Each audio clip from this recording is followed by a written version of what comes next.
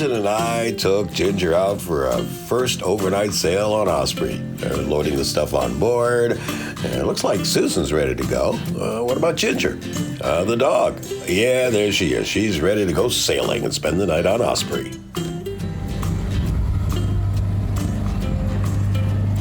Hi, Ginger. Hello, Ginger.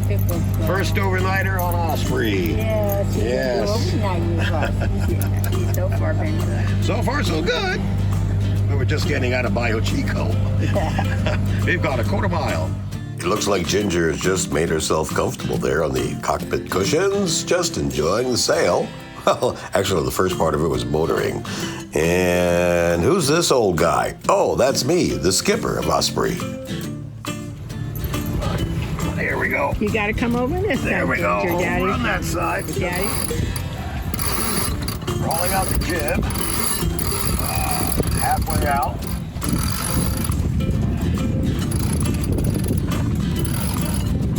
There you go. All right. Now we can become a sailboat.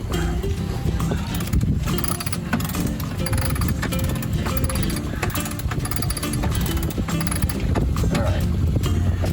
Now we can turn off the engine. There we go. And we're a sailboat. Yay. Yay! All right. We're all happy. The plan is to sail to Fort McRee, which is basically behind Perdido Key near the entrance to Pensacola Pass in the Gulf. And there was not a lot of wind, but we were slowly making our way to our destination. Not a lot of wind, maybe 3 knots. Just enough to keep us going. Ginger. Sleep. There she is. Oh, there she is, that good little girl. Yes, it's Hello. Hello. Is that a cute dog or what? Oh, yeah. I think she earns her keep. Yeah, the water. Yeah. There it is. Hello. The water is so gorgeous down here. At this point on our voyage to Fort McRee, we're right near the pass, heading out into the Gulf of Mexico with the tide coming in. Yeah, the water was gorgeous. It was beautiful. One of the prettiest days sailing in the waters around here that I've had in a long time. And just off the port bow, you can see that mound of sand right behind is one of the perfect anchorages in the area. And the watercolor, yeah, we just could not get over that. And it's almost time for us to make the turn and pull into the anchorage right there at Fort McRee, right behind Perdido Key. Susan has her new hat on, ready to get into the dinghy to row ashore. As we rowed ashore, it looked like Ginger was having a good time, and of course so was Susan. It was a beautiful day. Once on shore, Susan got in the water and felt really good.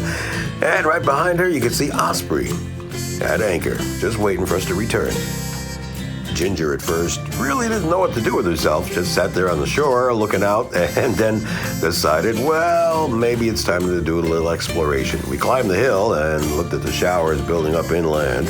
And looking back down the hill, you could see Osprey, you could see the dinghy, you could see Susan and Ginger right down there at the beach. Yep, there's Ginger waiting for me to return down the hill. So while Ginger and I were on shore, Susan decided she didn't want to wait for us to get into the dinghy and row her back, so she decided to swim all the way out to Osprey. And it was a pretty far distance. Considering the fact we're both in our 70s, I think that's a remarkable achievement. Yes, you did. So, since Susan already swam to Osprey, I figured maybe it's time for us to head in. So, Ginger, let's go and hop in the dinghy and row back. Here comes some old guy rowing the dinghy, and of course, Ginger. Some showers that were not in the forecast moved in, so we just kind of rested and relaxed. But then, of course, it was time for din-din. So, fired up the grill, making up those hamburgers, which somehow taste so much better on board. And as you can see, we had such a gourmet meal. It was wonderful.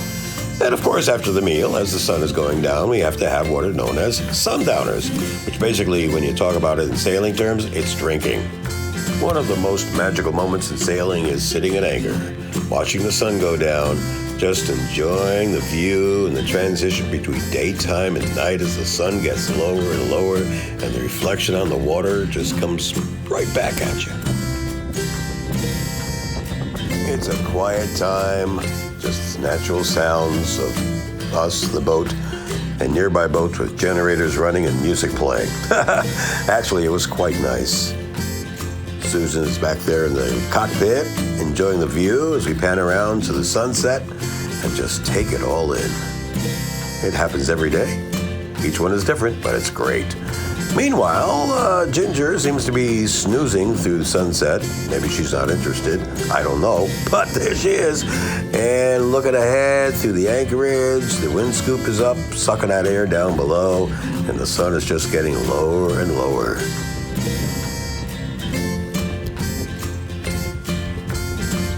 Need a wide-angle shot to get this in. I know. Happy sunset. Yeah.